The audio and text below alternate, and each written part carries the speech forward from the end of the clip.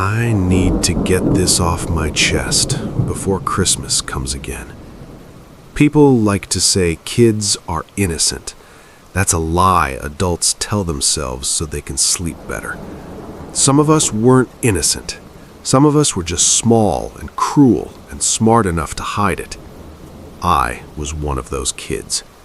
I didn't steal money or light fires or hurt animals. I did something worse. I learned how to hurt people quietly. I learned how to aim. There was a kid in my class named Thomas. He was thin, awkward, always wearing clothes that didn't fit right. Everyone knew his family was poor, but nobody said it out loud. Nobody except me. The day before winter break, we did Secret Santa. I still remember how Thomas's hands shook when he opened his gift. It was a cheap football, probably from a discount bin. He smiled like someone had just handed him the world.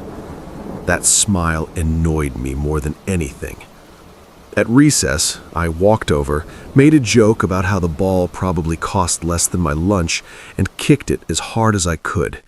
It sailed up and landed on the school gym roof, stuck where nobody could reach it. I watched his face collapse. I felt lighter afterward, like I'd shifted some of my own misery onto someone weaker. That night, I went to bed thinking about nothing in particular. I didn't feel guilty, I didn't feel scared. I fell asleep fast.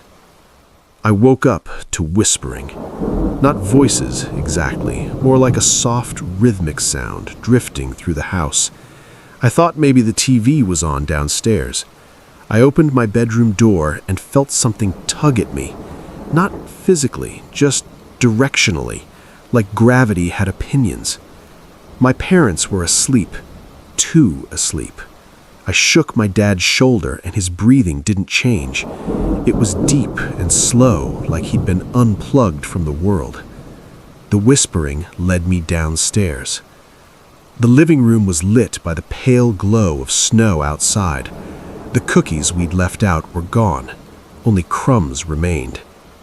The fireplace was open. Something moved inside it. Before I could step back, a red stocking cap dropped over my head.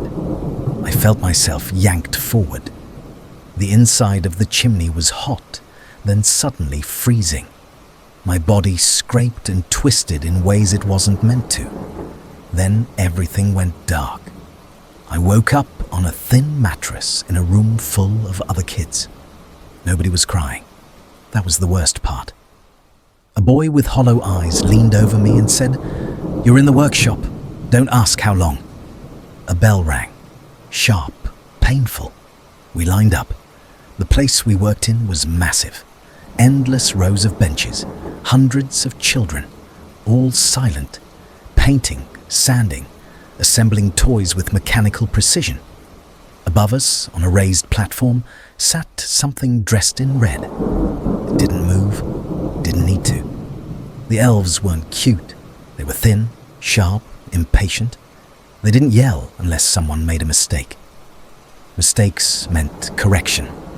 I was assigned to paint footballs, black patterns on white leather. The same football I had stolen, over and over again. Time didn't work right there. There was no day or night, just bell cycles, work, food, sleep.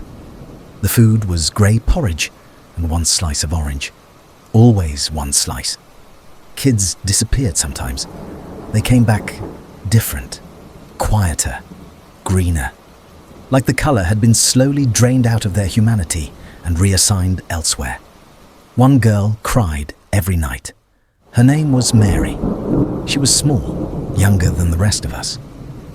Whatever she'd done, it had broken her completely. One cycle, a batch of wooden angel figurines passed down the line near me. Polished, perfect, meant for some warm living room far away. When the bell rang for a mistake on the far end of the hall, everyone looked away, including the thing in red. I stole one. That night, I wrapped the angel in a torn piece of my shirt and gave it to Mary. She didn't speak. She just held it and smiled. The workshop didn't like that. The air dropped, the lights flickered. I felt myself falling again. I woke up in my backyard, covered in soot and snow. Christmas morning came. My parents said I must have sleptwalked. I never told them the truth. I found Thomas later that week. I apologized, gave him a new football. He forgave me. I'm not writing this for forgiveness. I'm writing this because last night my radio clicked at exactly 3:07 a.m. And somewhere far north, a bell rang.